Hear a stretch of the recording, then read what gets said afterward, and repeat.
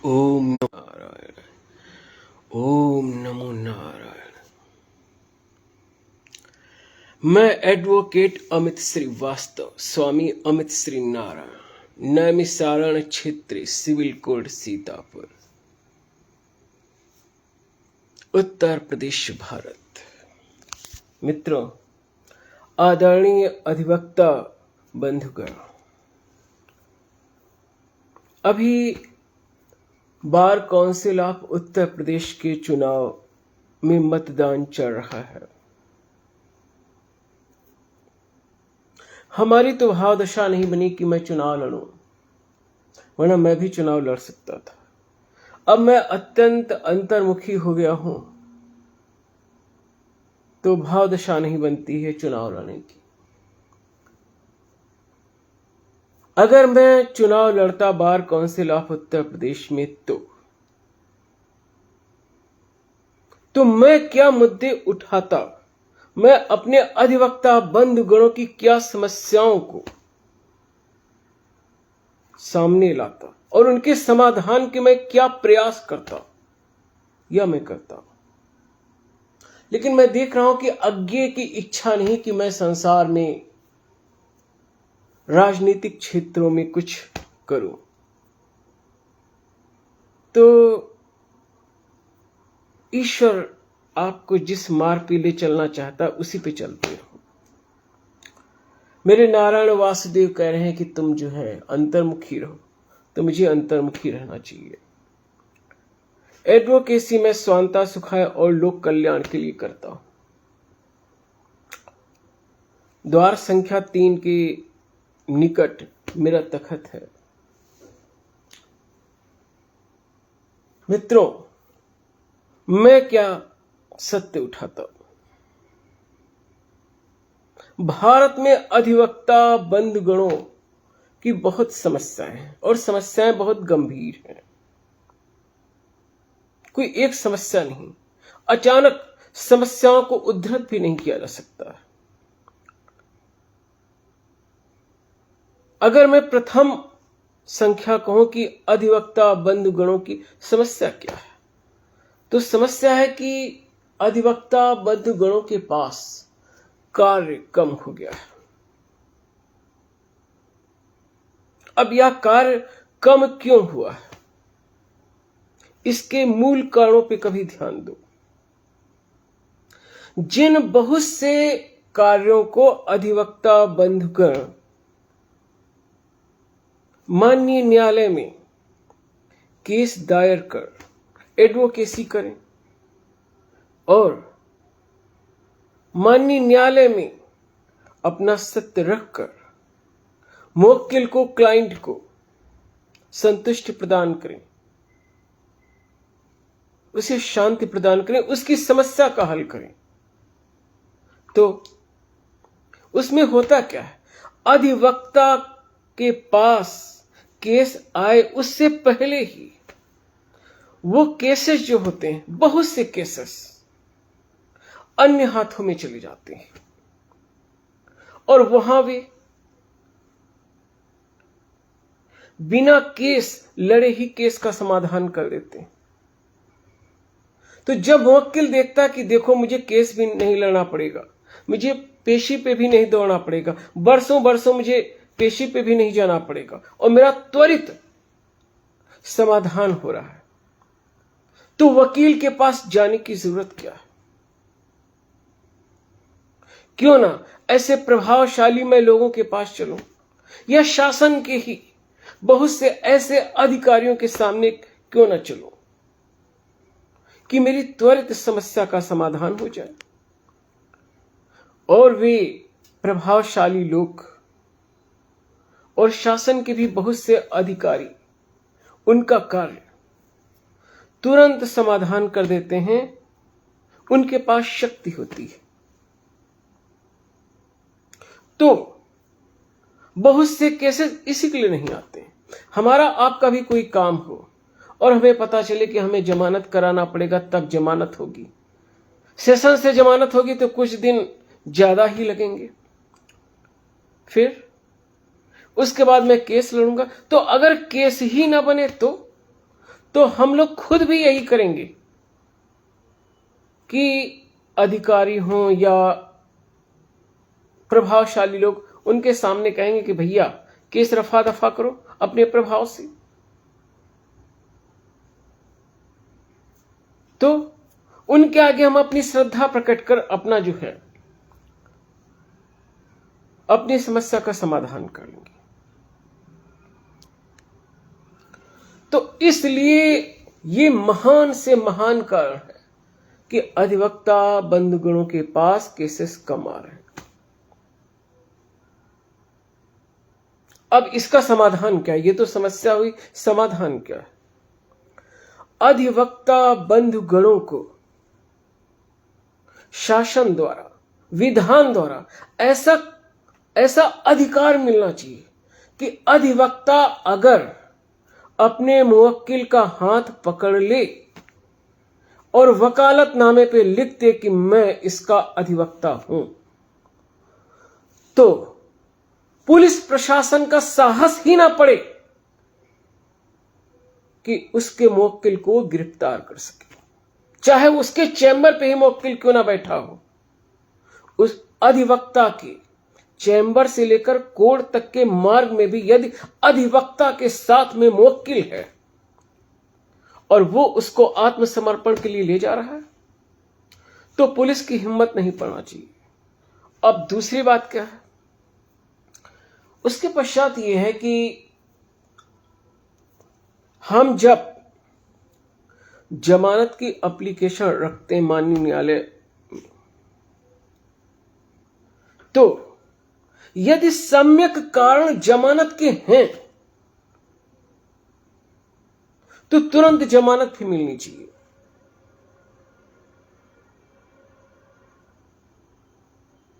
और जमानत की प्रक्रिया भी बड़ी सरल होनी चाहिए।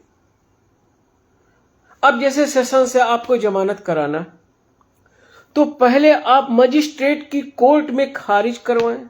अब इस अनावश्यक कार्य की क्या जरूरत है? मजिस्ट्रेट जो जमानत दे ही नहीं सकता सेशन के केसेस में, तो उसमें अब हम पहले एप्लीकेशन लगाएं, फिर खारिज करवाएं। इस प्रक्रिया में वैधानिक प्रक्रिया के द्वारा संशोधन होना चाहिए। यदि मजिस्ट्रेट जमानत दे नहीं सकता है तो उसकी कोर्ट में हम अनावश्यक एप्लीकेशन लगा के मुवक्किल का समय क्यों बर्बाद करें, और मुवक्किल को जो न्याय मिल रहा है, न्याय मिल सकता, उसमें देरी क्यों हो? हम डायरेक्ट तुरंत सेशन में ही क्यों ना एप्लीकेशन लगाएं। फिर यह होता है कि थाने से जो है हिस्ट्री मंगा ली जाए। यह अनावश्यक खेल है। अब थाने से उसकी हिस्ट्री आ रही, उसमें समय लग रहा हो, इतने दिन वो जेल में है। थाने से हिस्ट्री आने में या कोई रिपोर्ट आने में इतना समय क्यों लगता है? कई पेशियां हो जाती हैं और थाने से आख्या ही नहीं आ पाती। अब इसका भी समाधान, एक तो अनावश्यक थाने से उसका इतिहास मंगाने की आवश्यकता ही नहीं है। दूसरे, जैसे ओथ कमिश्नर होते हैं, सर्वे कमिश्नर होते हैं, एविडेंस कमिश्नर होते हैं, ऐसे थानों के लिए भी माननीय न्यायालय द्वारा कमिश्नर नियुक्त हो जाने चाहिए और वे कमिश्नर माननीय न्यायालय की ओर से जाएं तुरंत कोतवाली थाने और तुरंत वहां पे कहें कि आप जो है हमें आप आख्या दीजिए। क्यों आख्या में विलंब हो रहा है? और 2 कमिश्नर अगर तुरंत थाने चले जाएं तो थाने से तुरंत रिपोर्ट, आख्या आदि मंगवाई जा सकती है। ऐसे बहुत से कारण। मेरा अभिप्राय यह है कि यदि मुवक्किल को त्वरित न्याय मिले तो वो अनावश्यक इधर उधर भटके ना, उसका पैसा भी ज्यादा ना बर्बाद हो और इधर हमारे अधिवक्ता बंधुगणों की आय में भी बहुत वृद्धि हो जाए। ये बात किसने उठाई? मैं एडवोकेट अमित श्रीवास्तव उठा रहा हूं। मैं 1997 में अपने सीनियर श्रद्धेय बाबू निर्मल चंद्र श्रीवास्तव जी के साथ तखत पे उनकी जूनियरशिप में बैठता था। उनका तखत माननीय जनपद न्यायाधीश के कोर्ट के समक्ष था और वो महान विद्वान वकील थे। उनकी स्मरण शक्ति सुपर थी। मैं उनके साथ फाइल में जाता था, वो कभी फाइल पलट के नहीं देखते थे।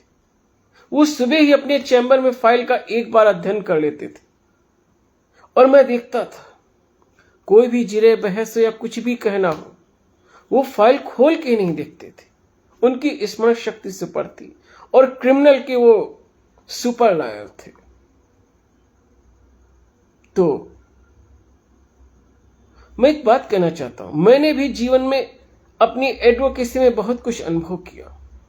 तो वकील की सबसे बड़ी समस्या है कि उसके पास केसों की वृद्धि हो। तो केसेस बहुत समाज में पैदा होते हैं, लेकिन न्यायालय तक आते आते उनकी संख्या बहुत घट जाती है। तो इस बात पे कौन ध्यान देगा? आप सभी लोगों को ध्यान देना पड़ेगा। दूसरी बात, आप अपने चारों ओर पता लगा लीजिए कि आयुष्मान कार्ड से हजारों हजारों लोग लाभ उठा रहे हैं। अब मैं अपने अधिवक्ता बंधुगणों की बात कर रहा हूं। देखिए, अधिवक्ता बंधुगणों की भी कई श्रेणियां हैं। कुछ की कम आय है, कुछ की बहुत कम आय है, कुछ की मध्यम आय है, कुछ की अधिक आय है और कुछ की अत्यधिक आय है। मैं सभी अपने अधिवक्ता बंधुगणों के प्रति हार्दिक शुभकामना रखता हूं, लेकिन जो संघर्षरत एडवोकेट्स बंधु हैं या जो सामान्य आय अर्जित करने वाले अधिवक्ता बंधुगण, उनके लिए मैं ज्यादा सोचता हूं। हमारे हजारों अधिवक्ता बंधुगण अब भी साइकिल से चलते हैं और मैं उन्हें साधुवाद देता हूं। उनके पैर भी स्वस्थ और सुरक्षित रहेंगे। लखनऊ में ही मैंने देखा है, बहुत से हमारे अधिवक्ता बंधुगण साइकिल से आते हैं। आना चाहिए। हमारी सहजता, मेरा मन।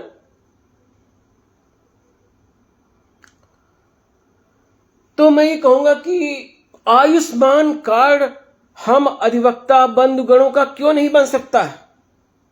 और ये हमारे जो अधिवक्ता समुदाय के नेता लोग हैं, ये बात क्यों नहीं उठाते? कम से कम 5 लाख तक का तो इलाज हमारे अधिवक्ता बंधुगणों का मुफ्त में हो सकता है। हम लोगों का आयुष्मान कार्ड ही नहीं है। दूसरी बात क्या है? कोई गंभीर बीमारी हो तो उस पे bar council of Uttar Pradesh को और अधिक सहयोग करना चाहिए, अधिक सहयोग करना चाहिए। फिर हमारा कोई अधिवक्ता बंधुगण नहीं रहता है तो उसके उत्तराधिकारी, उसकी धर्म पत्नी या उसके पुत्रों को, यदि पत्नी नहीं है तो उसके उत्तराधिकारों को इतना धन तो मिलना चाहिए जिससे कम से कम 15-20 हजार की उनकी पेंशन तो बन सके। आप कहेंगे कैसे? 15 लाख का MIS ही करा दो तो 15 लाख तो कम से कम मिले कि 10 हजार की पेंशन नहीं मिलने लगे डाकखाने से। 5 लाख में क्या होता है? हम अधिवक्ता बंधुगणों की नियति देखिए कि ना रहने पर 5 लाख मिलते हैं। वाह! तो किसी अधिवक्ता बंधुगण की जब मृत्यु होती है, अति दुखद बात है, उसके परिवार पर कितनी विपदा आती है। तो उनके परिवार वालों को इतना तो सहारा मिल जाए कि वे शांति से, सुरक्षा से जी सके। तो 5 लाख की जो धनराशि बहुत कम है। 25-30 लाख कम से कम होनी चाहिए, और ना 25-30 लाख हो पाए तो 15 लाख तो होनी चाहिए कम से कम। और मैं एक बात कहना चाहता हूं, जब कोई अधिवक्ता नहीं रहता तो उसके परिवार वाले ये 5 लाख की धनराशि पाने के लिए कितनी औपचारिकताएं करते हैं। किसी अन्य अधिवक्ता बंधुगण का वो सहयोग लेते हैं और वो सहयोग करता है। हमारे अधिवक्ता बंधुगण सहानुभूति में सहयोग करते हैं, लेकिन उसमें कितनी फॉर्मेलिटीज होती। इस फॉर्मेलिटीज को कम किया जा सकता है, हटाया जा सकता है।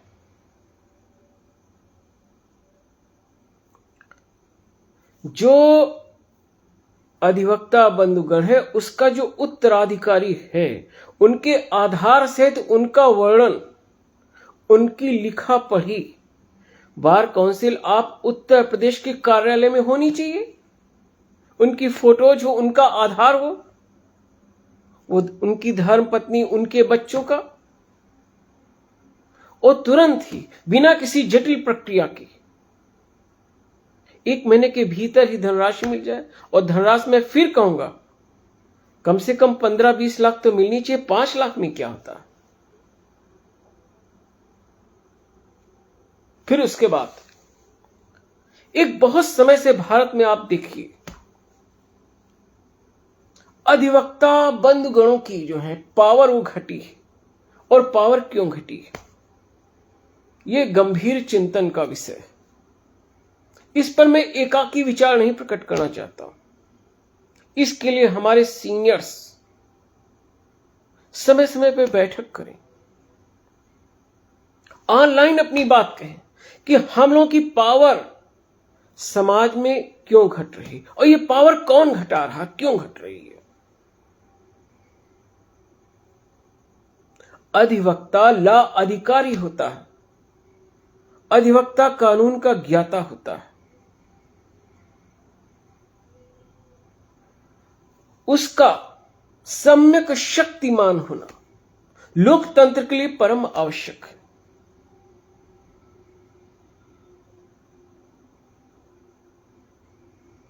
तो हमारे जो अधिवक्ता बंधुगण हैं उनकी गंभीर समस्याओं पे समाधान होना चाहिए, उन पर विचार होना चाहिए।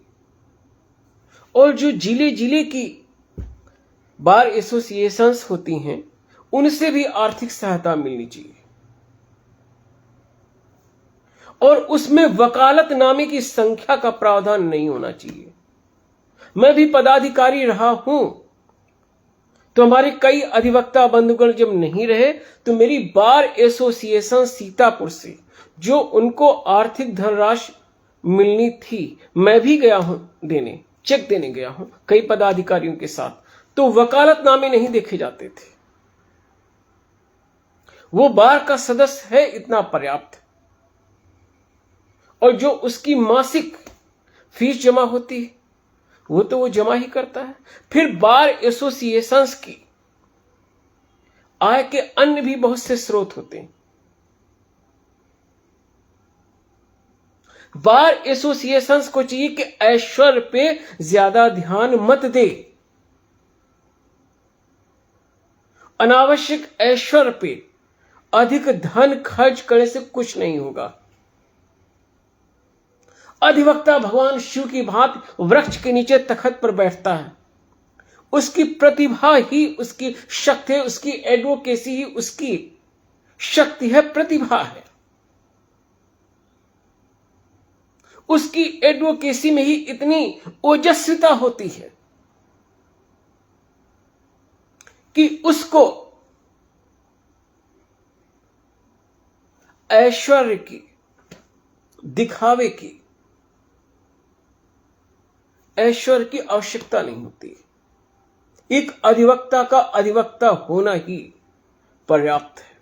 उसकी एडवोकेसी ही उसकी उच्च प्रतिभा है, उसकी प्रज्ञा ही उसकी प्रतिभा है।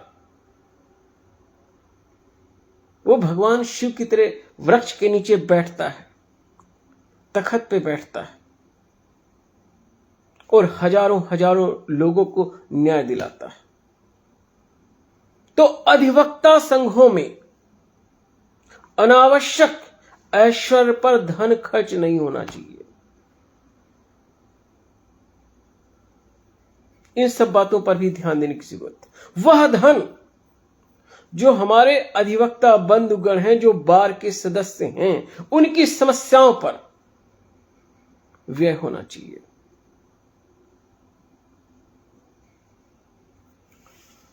सत्यमेव जयति नानतम सत्येन पंथा विततो देवयानः येना क्रमन्त्या ऋष्यो ह्याप्त कामा यत्र तत् सत्यस्य परमम निधानम।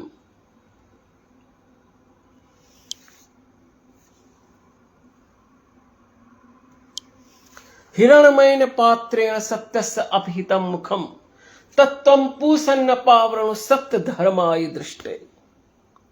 मित्रों, सत्य के लिए संघर्षरत रहना चाहिए। अगर सत्य के लिए संघर्ष इस संसार में न होता तो समाज का इतना विकास न हो पाता। ओम नमो नारायण।